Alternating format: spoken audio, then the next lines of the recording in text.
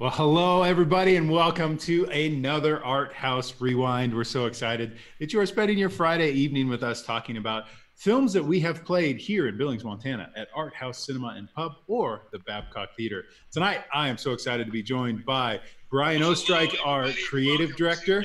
And then we also have Jake McKenzie, who is our operations director. And then last but certainly not least, we have an incredibly special guest with us this evening. Her name is Megan Logan. She's a senior at Rocky Mountain College. She has done some practicums at middle schools before and is an amateur comedian. And so in talking about it, we're talking about 8th grade tonight, which is a story of a middle school girl. We felt like it only made sense to not have three white dudes talk about what it's like to be a middle school girl and how this film did. So Megan, thank you so much for joining us tonight and helping to elevate the conversation. Yeah, we appreciate thanks for having me.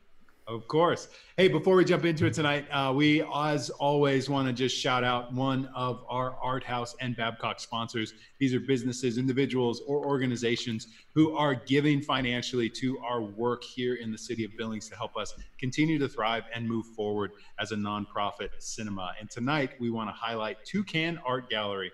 Thank you guys for your choice to continue to support Art House. We not only love the gallery, we not only love that you're downtown, but we love you as people and are so grateful when you come into the theater and say hi and enjoy some of the great films and for your sponsorship. So thank you so much to Toucan Art Gallery. Can't wait for things to settle down once again and for your gallery to be fully open once more.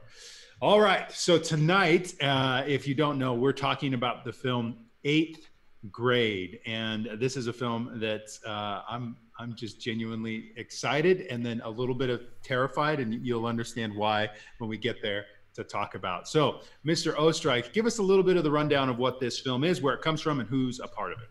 Absolutely. So, 8th Grade is the directorial debut of Bo Burnham, who is primarily a comedian. You might have seen his stand-up specials on Netflix or any other platform. He is very big in the comedy world, but he actually started as a YouTuber in 2006, where to think of it, YouTube launched in 2005, and he sort of became a big star on YouTube only a year later. So he was kind of one of those primitive YouTube stars, but he rose to fame pretty well and started getting some acting gigs, started doing stand-up professionally as well.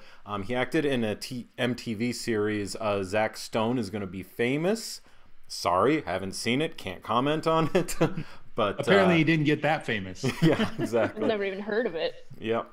So that was kind of one of his big roles before getting into some bigger comedy specials, and then he also showed up in other films like The Big Sick, Rough Night, and Promising Young Woman in supporting roles in those. So yeah, primarily comedian, done a little acting. This stars Elsie Fisher, who one of her biggest roles on camera. She has done some voice work. Probably her biggest role other than this is she was the voice of Agnes in the Despicable Me movies. So shout out to that. And then her father is played by Josh Hamilton, who is sort of a character actor you've seen in a multitude of other things. I can't even pull one out right now. He's just... I looked him up. He's one of those guys, you know who he is. He was research tech number 2 in The Bourne Identity. I did look him up. So yeah, there you go. Absolutely. Yeah, Yep. if you had trouble placing him, there he is. Yeah. So yeah, he's kind of a great guy. That's just sort of it's that guy, but you don't really know his name. It's Josh Hamilton. So, and then the rest of the cast is made up mostly of real life middle schoolers. So a lot of this is their first film, or they've just been background characters in a lot of things. Not too many other people that you can really call out as, from this or that. So, yeah. Yeah. So I was genuinely excited about this film when it was first announced and trailers kind of started to leak out because I had, in many ways, kind of fallen in love with Bo Burnham. I know we were talking earlier, some of you have a longer history with him. For me, his last stand-up special, Make Happy, there's something about that for me that I felt like he as a comedian was having a different conversation around some things that I really connected with and enjoyed. I think that's on Netflix. But so for me, like, this guy, he's incredibly polished in what he's doing, and I was excited to see what he was going to do with on a film front, and I think he knocked it out of the park on all fronts and all levels. So originally this film, we came to Art House when it first released. We were excited to have it. And as far as all time, when it comes to this film, this is number 30 of all time for us at Art House. So played pretty well. We were excited about how well it played. And I think more than anything, what we were excited about is just the numbers of not only personal connections for like me enjoying the film, but watching different teachers or even students that were coming to the film and them really connecting with and saying, man, that seemed to be pretty spot on in a lot of ways. And I really enjoyed the conversations and connections around that. It was a little bit of a tension because the film is rated R, and there was a little bit of a push kind of culturally to try and get middle school students the ability to see the film. And so, you know, we were trying to encourage parents to bring their students because then, you know, that can happen. But at the end of the day, that, you know, was probably a little bit of a limitation of everybody that wanted or should have seen the film. But ultimately, we loved having it at Art House and was excited to be there. So jumping into the spoiler-free section, and this is where we'll engage our panel. We want to talk about some production tips and things or tidbits, things that we find fascinating about how the film was made. And we want to let you know, if you haven't seen the movie, we're not going to do anything to spoil it at this point whatsoever. So you can continue to watch, and maybe there's something that would get you on the hook and reel you in to actually take the time to check this film out. So, guys, what do you think that's fascinating about how this film was made? Who's jumping? I mean, they shot it in only 27 days. So yeah, it would take me like multiple years to do something of that quality. So that's impressive to me. Especially that this was Bo Burnham's first film. Like, right. Yeah. So he worked hard when he was shopping the film around, because he was a well-known comedian at the time. He was shopping around that he wanted to have directing ability if a studio was going to pick it up. And that was hard. You know, a lot of studios passed because they weren't sure about this first-time director thing. And for him to do it in he said 27 days. Is that what you said? Yeah. Megan? That's phenomenal. Pretty incredible. So for me, one of the main things in this one is I've followed Bo since he was doing the YouTube videos back in the, you know, the funny videos. You knew Bo before he was cool. I did. Yeah, Bo knows, man. Bo knows. And so for me, it's interesting. He has and is like talked about his suffers with anxiety. And so a lot of that plays out throughout the movie, but it's crazy to me to think of someone that's willing to get up on the stage to that level, you know, suffers with those everyday problems. And that's kind of what this whole movie is about, is just, you know, blowing up these micro situations. Yeah.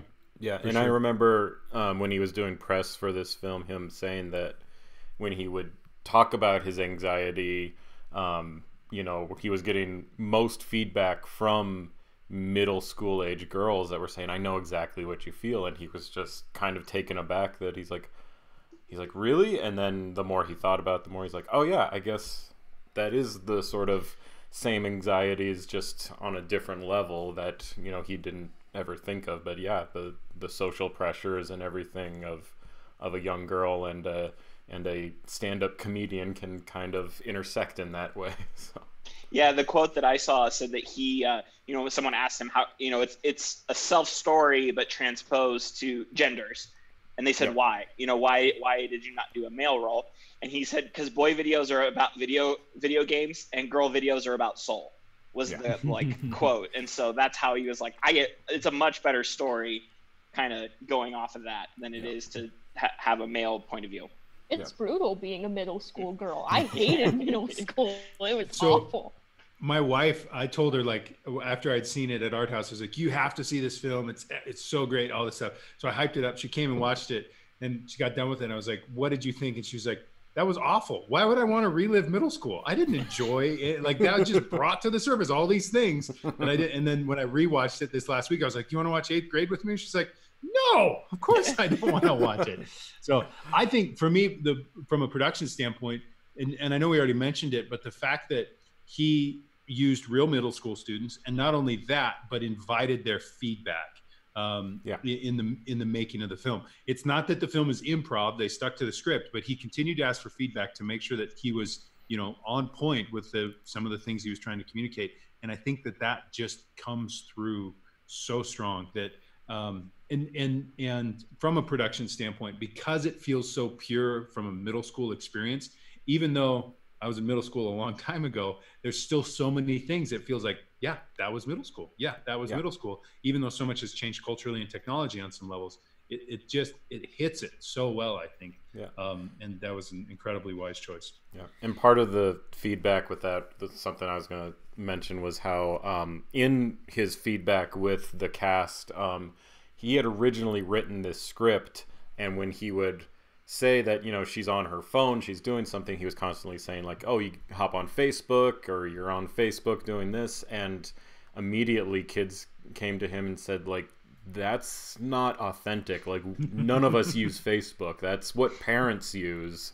And that's when he switched it to more of a Snapchat world, and a little bit of Instagram pops up in there as well, but it's primarily Snapchat heavy and all the social media stuff. So that was something, again, he wanted to be authentic, so he, and again, if he wouldn't have, then yeah, it would have felt like some 50-year-old guy wrote this or something. So.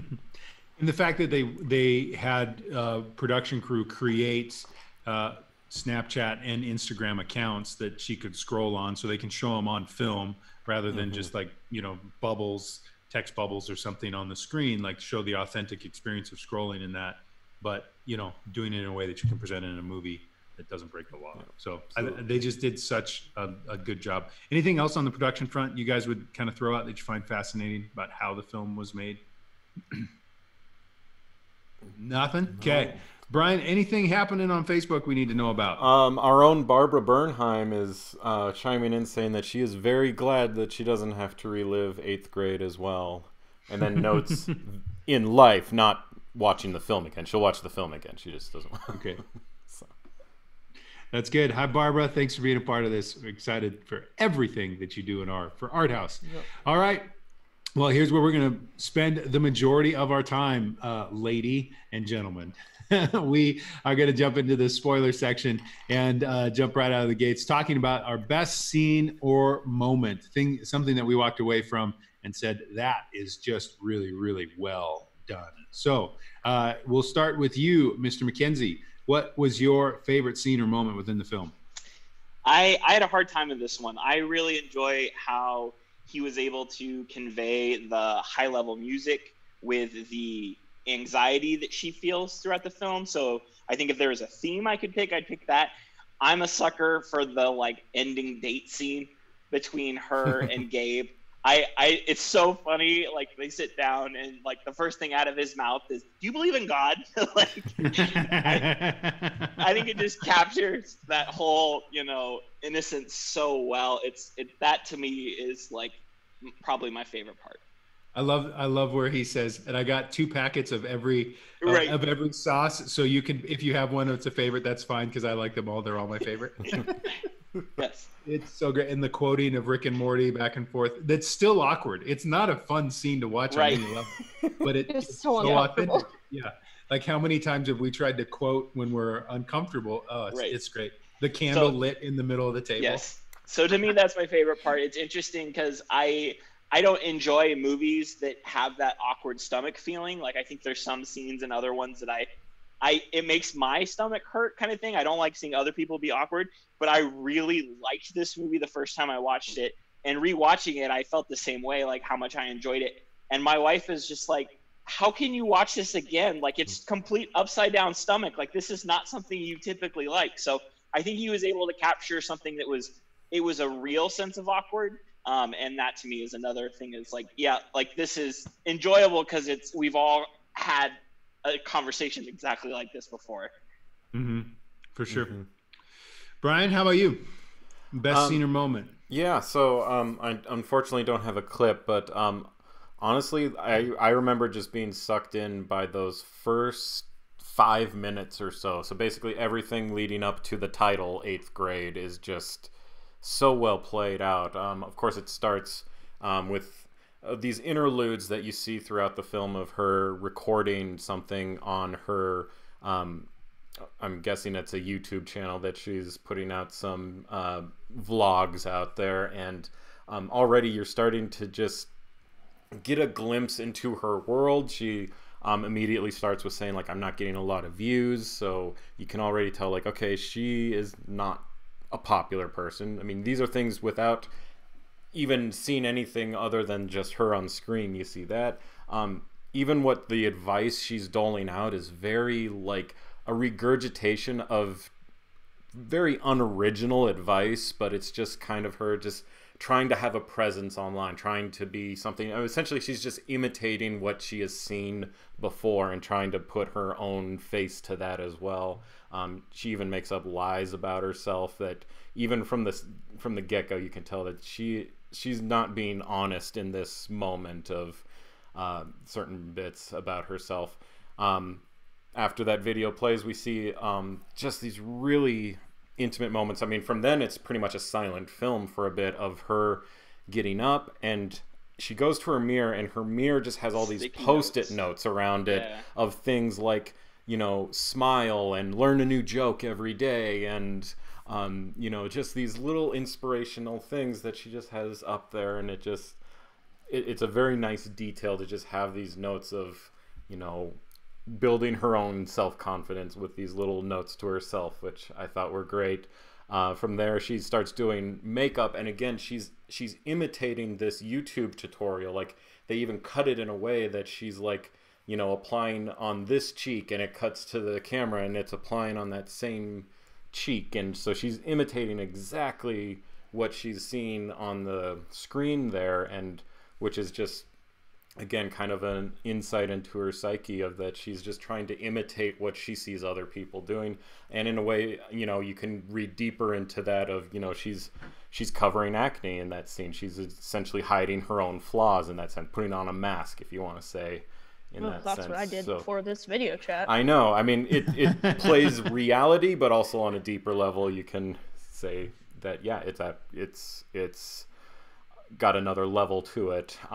Then she goes into school, and you can see these shots of her where she is literally, it's shot behind her, and you see that she's literally going the opposite direction of everyone else. That, you know, she's going forward and everyone else is going the other way. So you can see that she's just on a completely different wavelength than that. And again, this all in the first 5 minutes, we're already starting to see. She even goes to art class, and she's very creative. Like, she's making that little pig thing, and it's very well done, but you also, it cuts wide, and everyone else is working with a partner, and she's working by herself. So it's just so much in that first 5 minutes with very little said. You can learn so much about who this person is, and then we can get into the story proper of, you know, well, how is this going to play out. But and I felt like I knew her.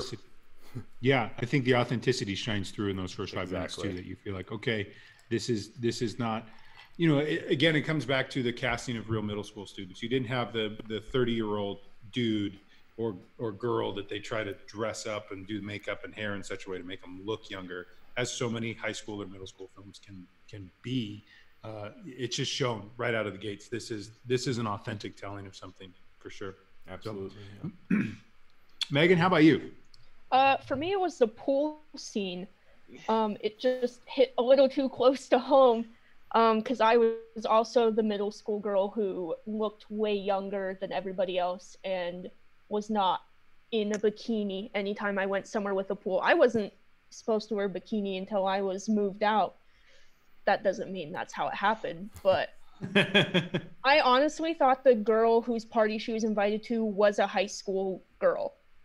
Oh, wow. When she, like, rolled up in the car, I was like, wow, already with the high schooler, like, this is not how I thought that introduction was going to go. And then it was her, like, birthday party, and I was like, I feel you. Like, I still look like I'm a middle schooler. In my practicum this year, there were middle schoolers who were not only taller than me, but also just, like, more put together. And I was like, wow, your makeup is so good. I should ask you for advice. And I watched this, and I was like, yep, I'm back in Newcastle Middle School. I am a calf again. Well, yeah. And that film, I think, is probably one of the more iconic films within the entire scene. And I think this is a good place to talk about it. The soundtrack, I think, plays incredibly well at that moment. the different shots that they're doing of the different students. You just, the way it's shot and what's happening, it's that middle school pool party that we've all been to before. There's that kid and there's that kid and there's those kids, and it none of it felt outside of our own lived experience on some levels. That even when Gabe pops up out of the water with the snorkel on, you're like, yeah, I know that kid. You're not anticipating for him to be a character later in the movie, but the minute he pops up, you're like, oh yeah, that kid's there too, because he's always there. And of course he's a cousin, of course he's the guy that's just there.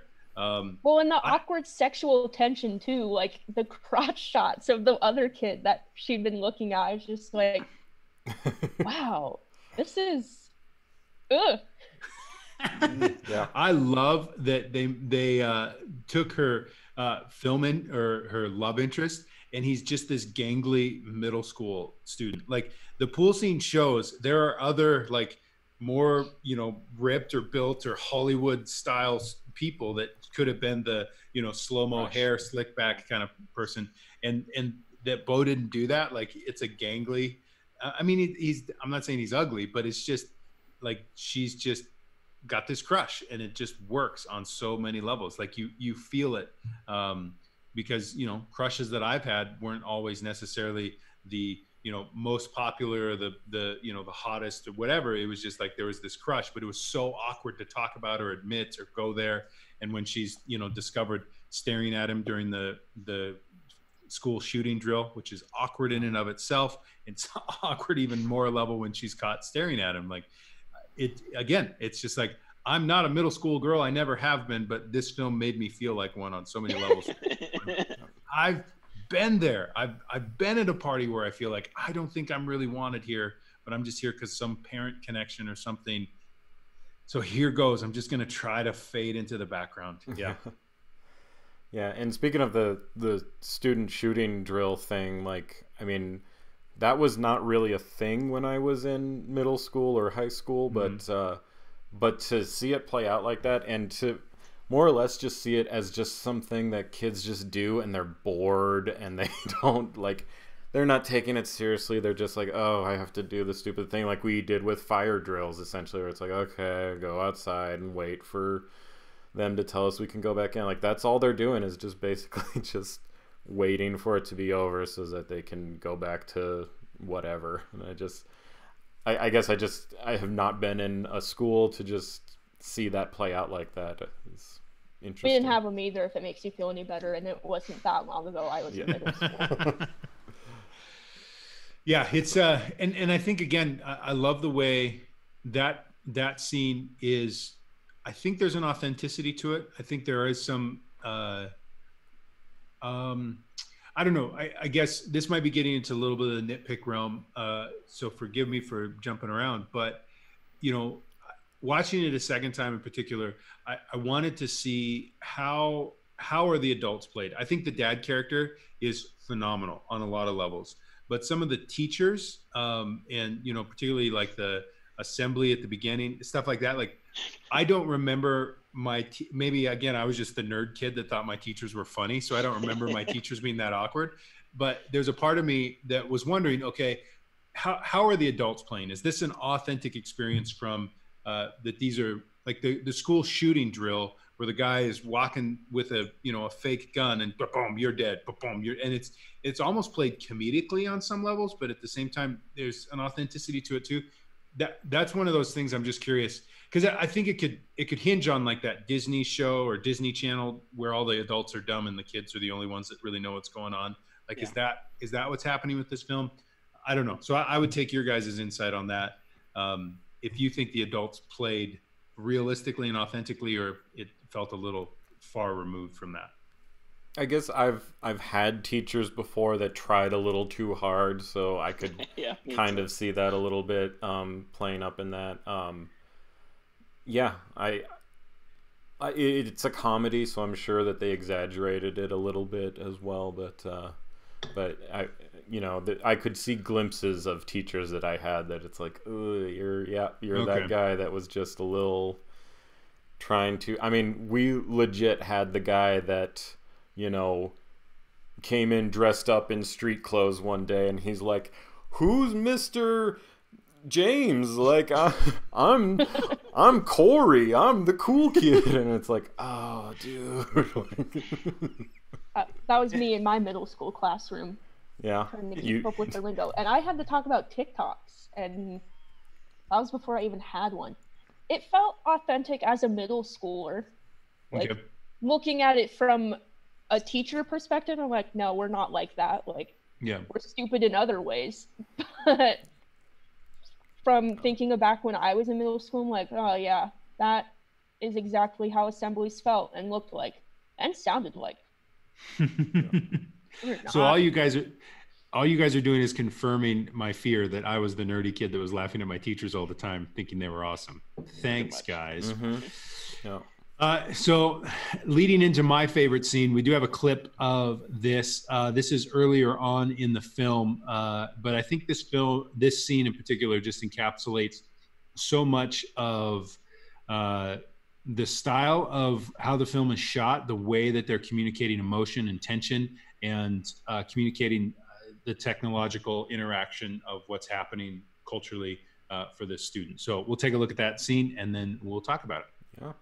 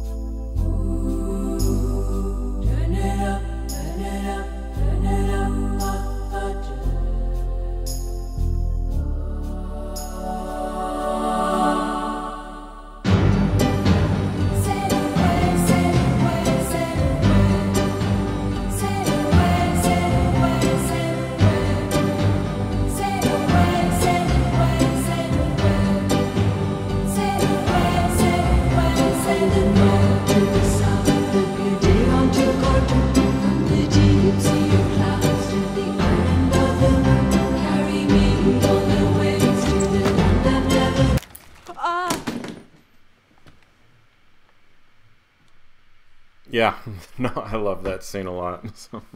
So I think, again, the way that it's shot, there's just an anxiety and a tension that's built. So you guys know this. It's not a big deal on any level, but I don't have social media at all. And honestly, candidly, one of the reasons is because of that, like, anxiety of scrolling through and seeing everybody else projected, life and all those things, and feeling this potential pressure, like I'm not living up, like I should, I'm just too emotionally impacted by what a 19-year-old kid is doing on social media. Honestly, like I just feel like, oh, I'm a loser. I need to. That went different than I thought. I thought you didn't want to get caught kissing your hand.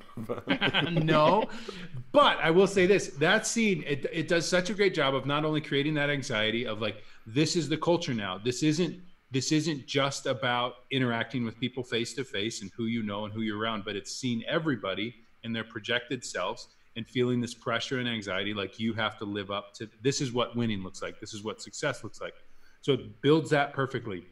And then it cuts to dad walking into the bedroom and feeling like she's caught in the midst of something, being seen as someone that she doesn't want to be seen as, you know, independent of what's happening with the kiss or whatever, just her visceral reaction to throwing the phone.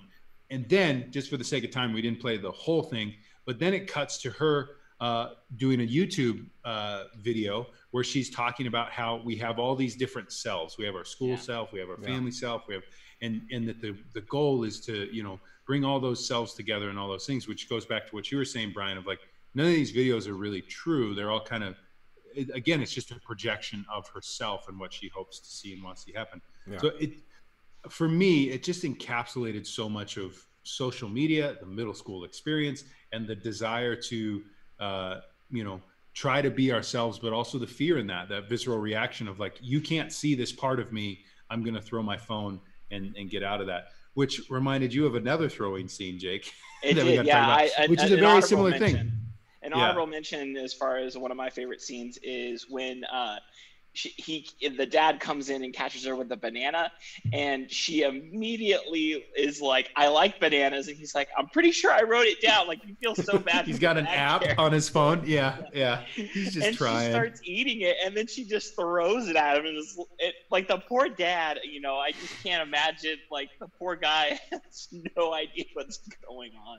So, well, and that even ties into her like doing another self, because she totally lies to that kid about oh yeah, I have pictures on my phone, and then the banana was to learn how to give a BJ. So it's more of the self identities. It was that was very realistic though. So I watched there was an interview that Bo and Elsie did regarding this movie when it first came out, and that was one of the things that he talked about is when they did their background research, that kind of thing. He said that you could tell younger people when they did a YouTube tutorial were basically trying to fix their own problems in life by talking them out and doing a video on it. So he said any of the ones you watched that said like, oh, like how to be a better friend, he said that person just had a friend that was a complete jerk to them. Like he said that was a very critical, like this pointing in the mirror basically of, this is what's going on with my life, even though I'm pretending like I'm better than that. Yeah. So an honorable mention that I would bring in is just the dad character. As a dad, a newer dad, I've got a 5-year-old son and a almost 2-year-old daughter. Like this, I know that I'm going to be that dad on some levels. I hope to be that dad on some levels. Honestly, the dad that is just still trying, and the dad that is working to be present and has an app for the things that his daughter likes, so he doesn't forget. Like, you don't like bananas. But the scene in the mall where she catches him, like, I just felt so bad for him. I'm like, oh, come on. That's one for the dads. Just pour one out for him because he's just trying so hard. And then one of my favorite lines in the movie is when they're sitting by the fire at the end of the movie, and he goes, "What's in the box?" Like, he's helped her build this fire. Like, they've already started burning this thing. Like, this dad is in. And I don't know that I would like build a fire and start burning my kids' stuff without knowing what's going on.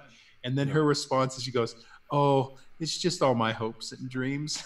And he doesn't even say anything. Yeah. Like, after that. And I could just read on his face because he didn't say anything, and I'm just like, he just knows that, like, if I say something, it's gonna lead to a fight. So we're just gonna build this fire. We're gonna do this thing because he's just trying to like be there for her and do what he needs to do and just try to not question things, even though you can tell he's dying to just ask these things, but he's just trying not to rock the boat either. And it's so well done. He does so well in this film, and I think that character is so well written on another levels. One of the other surprises for the film for me, this doesn't necessarily fit in best scene. I mean, I think it's great, but the high school students, the girl that she's paired up with in high school, there was so much tension built around those scenes of like, when does this high school student turn into the jerk? When does she show up at the mall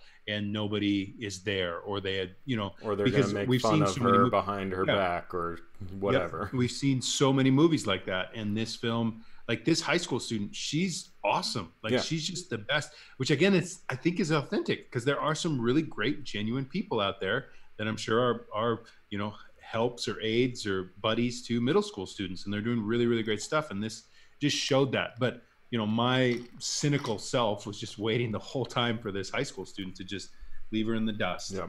We've seen enough movies to know how it plays out. That's what we were expecting. That's your story there. That's your tension. That's your villain, those kinds of things.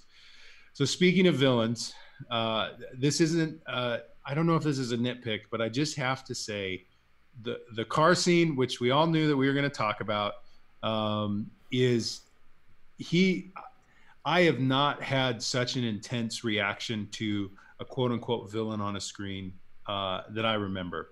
Just honestly, the first time I watched this, my daughter was pretty much newly born and in the world. And so I had all these thoughts going through my head of like, this could happen to my daughter. And then it went to this place for me of like, not only that, but this is happening, period. Like this is something that is more common than I think any of us want to know.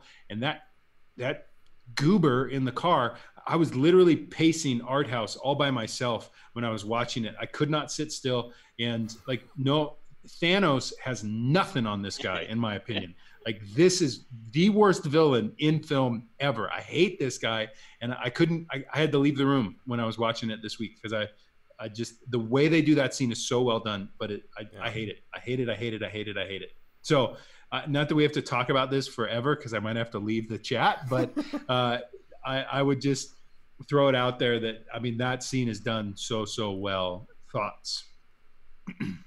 I had it as, the same thing you did, where it's a nitpick because of it made my skin crawl.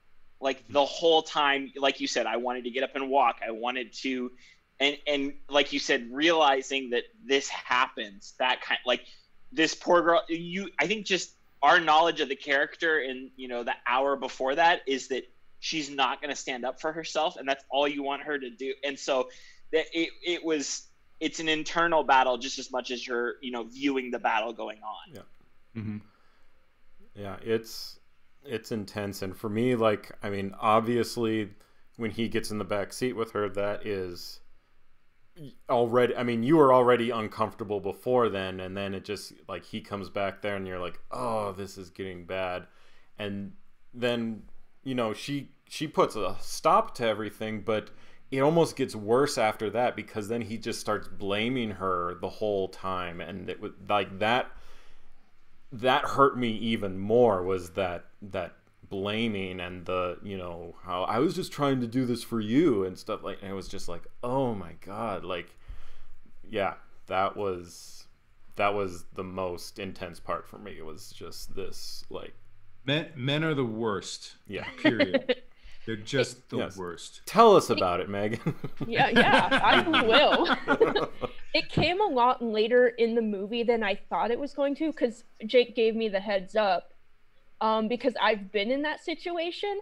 Little different, but believe it or not, that was not as close to home as the pool scene.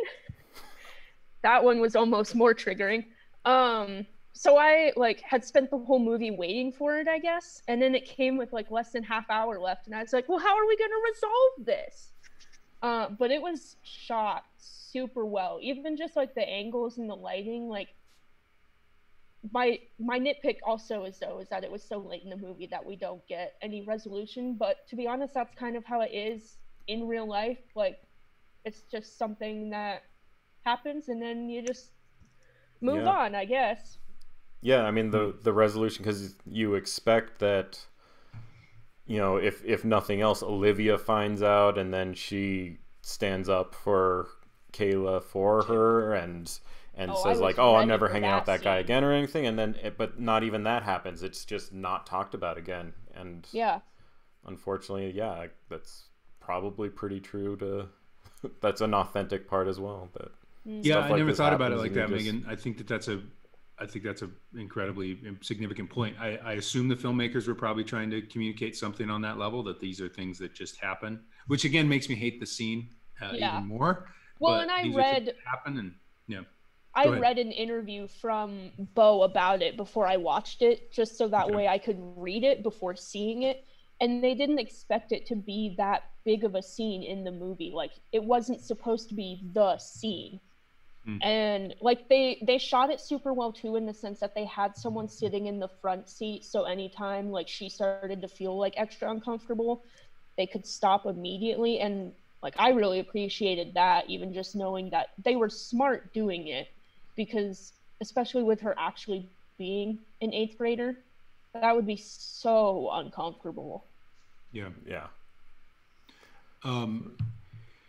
There's stories of like when they were doing screenings of the film, people yelling at the screen during this scene, like because they were so. I mean, it's the same. You'll get up and pace kind of thing. Like I can't hold this in anymore. It's so visceral what's taking place. So I don't know that that's a nitpick, because I think this, in its authenticity, the film is doing an incredible job with it. But we can't talk about this film without talking about that scene on some level. And I think just the authenticity and the reality that it's good to be reminded of what's really happening and what's honestly taking place in our world. And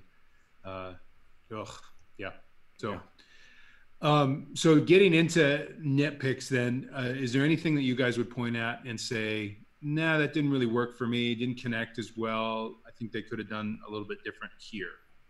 I think the further separated you are from middle school, the less connection it may have had to you, if that makes sense. Like, I think we all have an understanding of phones and technology, and the kid yelling LeBron James in the background, multiple scenes. Like, we know what that means, but maybe some of the movie crowd is disassociated and gets out of there and goes, what did I just spend an hour and a half watching? Like, there was no.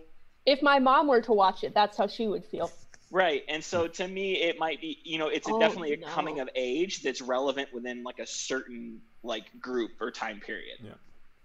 Yeah. I mentioned to Jake earlier how it for me, it's like it's kind of a nitpick, but actually it stands more to the authenticity. Was, I hadn't seen it since I saw it at Art House and watched it again last night. And even though it's only been 2 years, I was like, man, there are parts of this that feel dated already, with the pop culture references, the dabbing, the things like that it's like, oh, this has already kind of gone out of fashion. And yet when I think about it, it's like that's actually more to the film's credit than detriment, because if you're making a film about middle school, it would feel inauthentic if it weren't something that's going to feel dated in a year or two, because that's just middle school very much hones into what is popular right now, and so if it didn't have that sort of datedness to it, I think it would just feel authentic. Yeah. Megan, any nitpicks for you? Any thoughts? I think my biggest one was the lack of backstory, because her dad's always checking in on her, and then she tells him like, I'm fine, like it's not going to happen again. I want to know what, because obviously there's no mom in the picture, and her dad do not have the best relationship, I've gathered. So I wanted some backstory on that, but I understand that wasn't like the point of the film. I just felt a little lost when that was first brought up. Yeah, that makes sense. I think for me, this is, I don't know, there's a nitpick, but I think this transitions us into our, next section of what is it all about, or what does it all mean?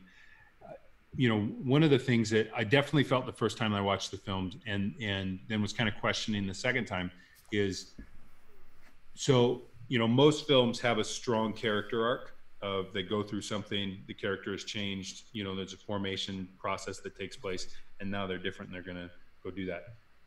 I'm curious what you guys think, because I think for me, there's potentially two different interpretations, like similar to the car scene that you were talking about, Megan. Like, middle school just happens and life just goes on. Like, you just continue, these things happen. There's not major resolve. There's not major conflict resolution. Hero comes in, saves the day, and then ta-da, the world is now better and different, and I'm now this new creation being going into the world. I didn't feel that with her at all, honestly. I mean, she goes through this period where she's gonna stop doing videos, but then the movie ends with her doing videos.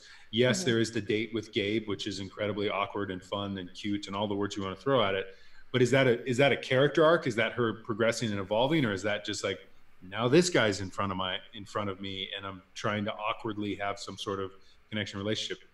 I think you could probably go at it both ways, or either way, but I'm curious where you guys land on it. Do you see a major character arc for her, or do you feel like the point of the film in some ways is just, no, these things just happen and they continue to happen and we continue to just get to high school, get to college, rather than having these big life transformational moments over and over and over again?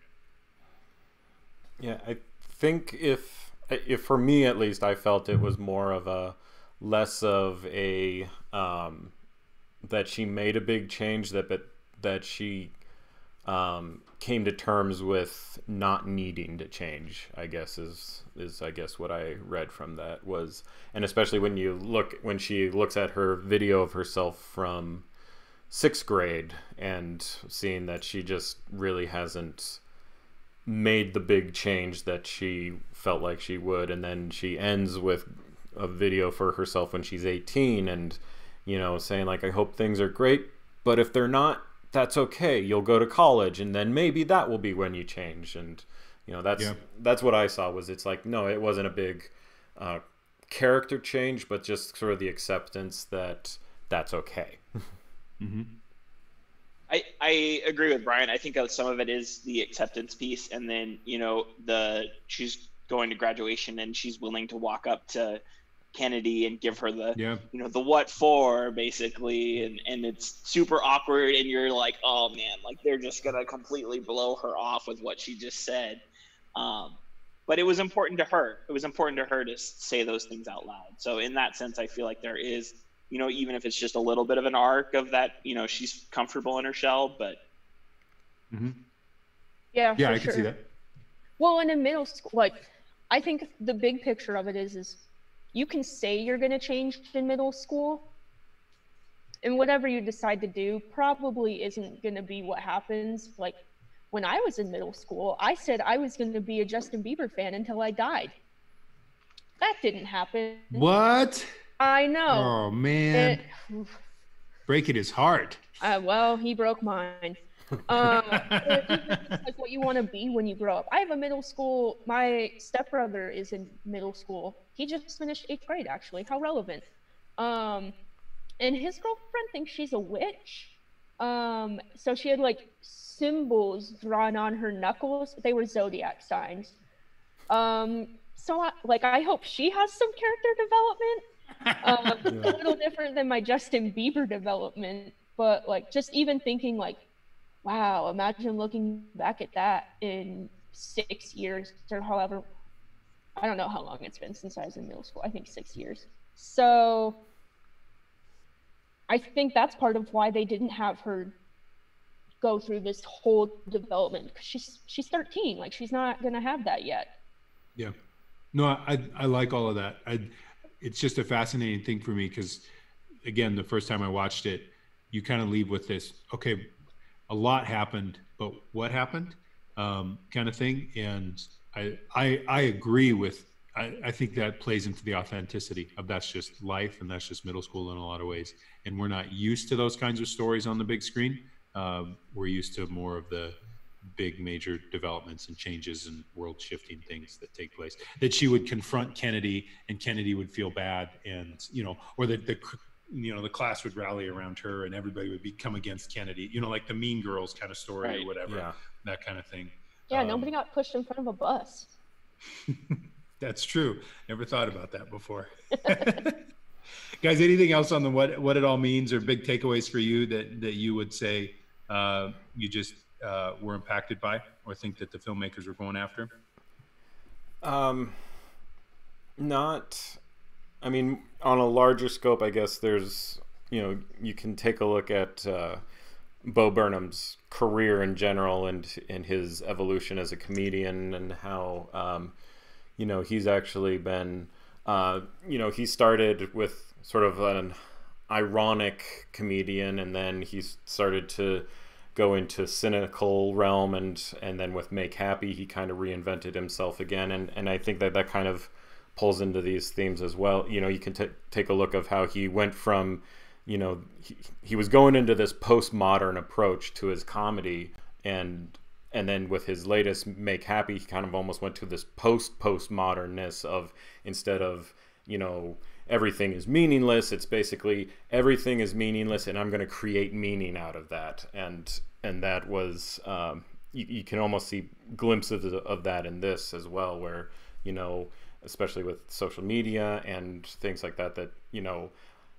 8th grade may have this meaningless to it, but it can have meaning to this girl, and it can have meaning on an individual. I mean, that's how we all kind of felt at that age too, where it felt so important, but when we look back at it now, it's just comedy. It's funny to look back at ourselves at that age, and to, you know, but at the time it was the most important thing in the world, that I want to be liked, and I want to, and there's sort of this weird realm that she lives in, where she wants to be noticed on social media. She wants to more or less be famous, but she also wants to be anonymous as well. Like, she kind of wants it both ways in this way, where she wants to be liked, but not, you know, immensely popular either. So, yeah.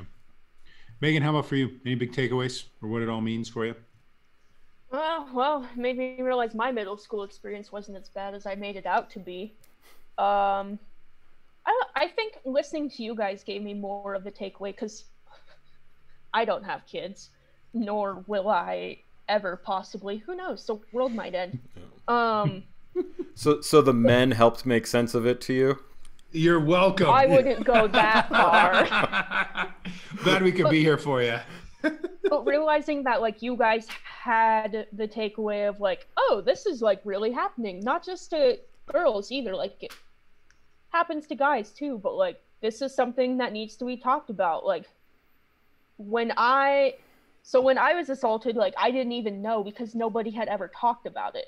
And I have a feeling that's how Kayla felt too, was she didn't know that what happened to her was that bad. It probably just felt uncomfortable. So opening the conversation for people to talk about what they've dealt with. Yeah, I think even the scene with the shooting drill, when they're under the desks and she goes over and is talking about the pics on her phone and stuff like that.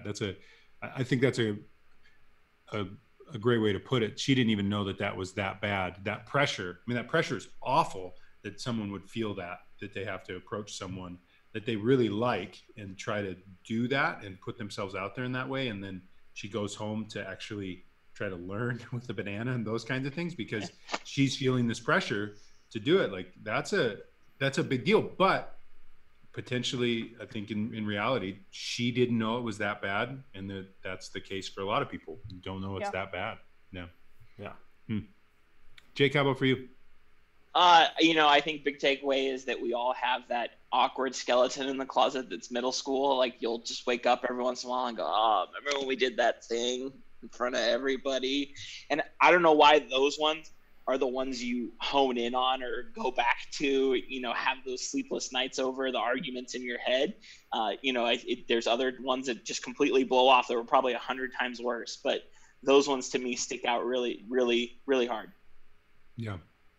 Yeah, I think for me, I mean, I know Bo was working on anxiety and all of those kinds of things and trying to point to those things, and his ability to do it so authentically. For me, the big takeaway is, like, in the film did such a good job of Kayla felt isolated, like she was alone in her experience and in her feelings, and she was just trying to find connection in that, but she felt like she couldn't be herself, those kinds of things, and how that isolation is not her.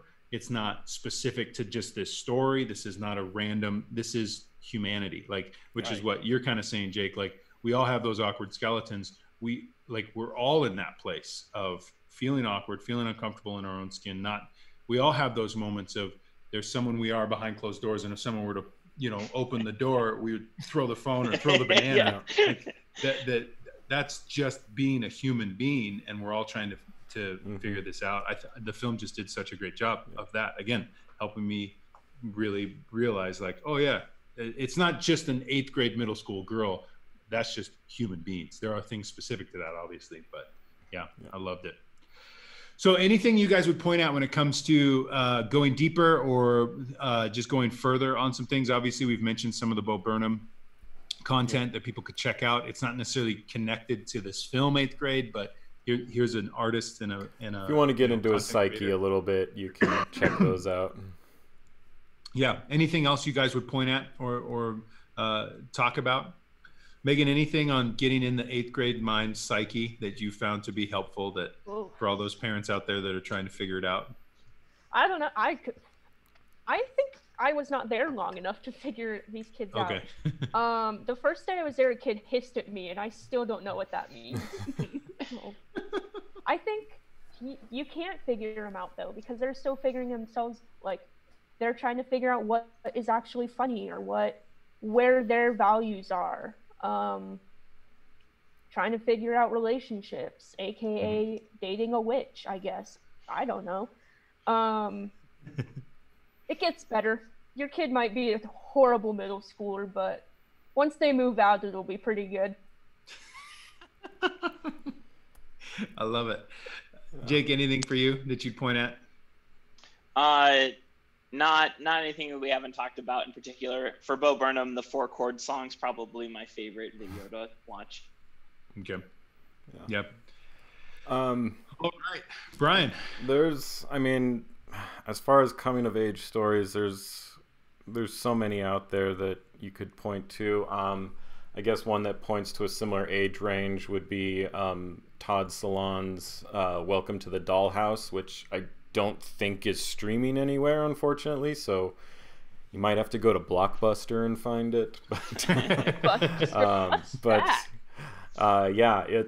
It's very much it's even darker than this one, but I mean it definitely fits into that awkward middle school storyline and just the cruelty. But I mean, this was from 1995, so it doesn't have the technology aspect and that sort of stuff. But I mean, a lot of these things, like I said, like even though this film felt a little dated with some of their references and things like that, like stories like this are also very timeless, because no matter what age, everyone feels that awkwardness at that age. Everyone has that feeling, and maybe the song on the radio was different or the clothes you were wearing, but you can still relate a lot to these stories, and I'm sure we will continue to see stories like this for the rest of our lives. So yeah, though I read a review that compared it to The Breakfast Club, but just an earlier sense of that movie, of like like you said, The Breakfast Club is timeless.